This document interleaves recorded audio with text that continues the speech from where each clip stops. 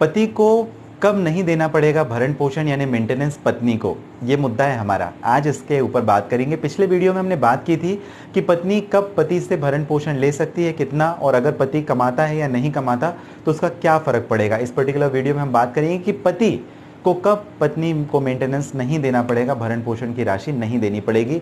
और एक महत्वपूर्ण सुप्रीम कोर्ट के जजमेंट की भी अगर बात कर लें तो ये तो सोने पे सुहागा हो जाएगा। इसके लिए आप कर लें सब्सक्राइब। लीगल एडवाइस आपका चैनल है जिसमें कानून की जानकारी, लेटेस्ट इन्फॉर्मेटिव कानून के जो वीडियोज़ हैं हम इस चैनल के माध्यम से आप तक पहुँचाते रहते हैं। सब्सक्राइब ज़रूर कर लें। शुरुआत आपने की अशोक पांडे के साथ। चलिए बात करते हैं अपने मुद्दे पर कि look for the work, don't fight for alimony and maintenance. Look for the work, don't fight for the alimony and maintenance. Court ने कहा, क्यों कहा, उसके पीछे रीजन है, और किस केस में कहा, किस जजमेंट में कहा, यह महत्वपूर्ण है।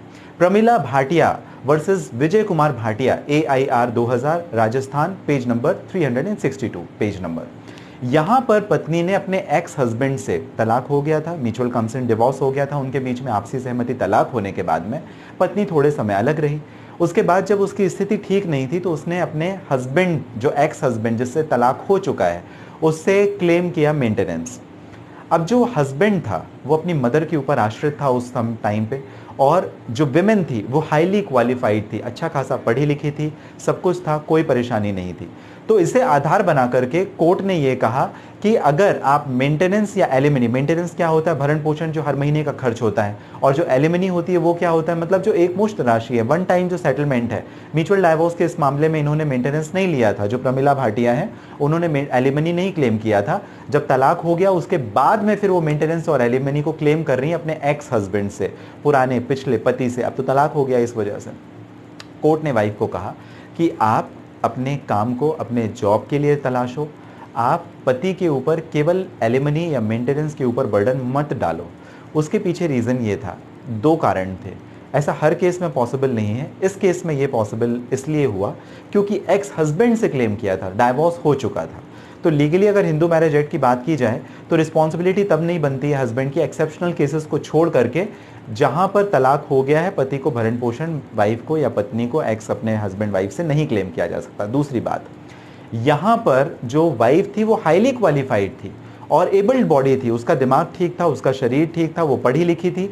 तो कोर्ट ने ये प्रिजम्पशन निकाला कि there is presumption that every abled body has a capacity to earn, मतलब वो कमा सकती है, और जब कमा सकती है तो उसे बेवजह का अपने हस्बैंड, एक्स हस्बैंड के ऊपर या हस्बैंड के ऊपर आश्रित नहीं रहना चाहिए, और बेवजह का मेंटेनेंस या एलिमनी क्लेम नहीं करना चाहिए। काफ़ी महत्वपूर्ण जजमेंट है क्योंकि काफ़ी सारे मामले ऐसा आते रहते हैं हमारे सामने।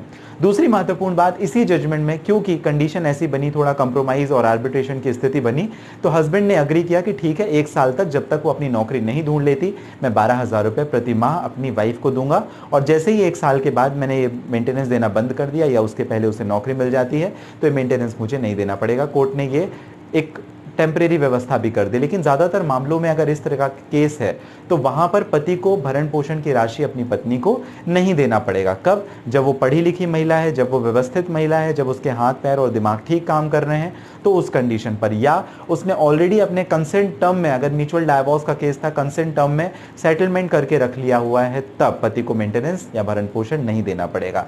बराबर बात ये आपको ध्यान रखनी पड़ेगी कि पति कम क्वालिफाइड था, पति लेस अर्निंग था, और पत्नी हाईली क्वालिफाइड है और वो अर्न कर सकती है हस्बैंड से भी ज़्यादा। ये उसकी टर्म से, ये उसकी शर्त है। तो ये प्रमिला भाटिया वर्सेस विजय कुमार भाटिया का AIR 2000 का जजमेंट आप ज़रूर ध्यान रखें। ये कोर्ट किया गया था राजस्थान हाई कोर्ट के द्वारा, पेज नंबर 362 में। जानकारी पसंद आई हो कमेंट बॉक्स में ज़रूर लिखें। अगर आप किसी पर्सनल परेशानी के लिए डायरेक्ट मुझे बात करना चाहते हैं, आप बिल्कुल कर सकते हैं। अपॉइंटमेंट बुक करना पड़ेगा, इस वीडियो के डिस्क्रिप्शन में डिटेल है, लिंक है, जहां से आप डायरेक्ट अपॉइंटमेंट बुक करके भी मुझे कर सकते हैं बात। आप सभी जो हमेशा कीमती महत्वपूर्ण समय आपका मुझे देते हैं, इसके लिए आप सभी का बहुत धन्यवाद।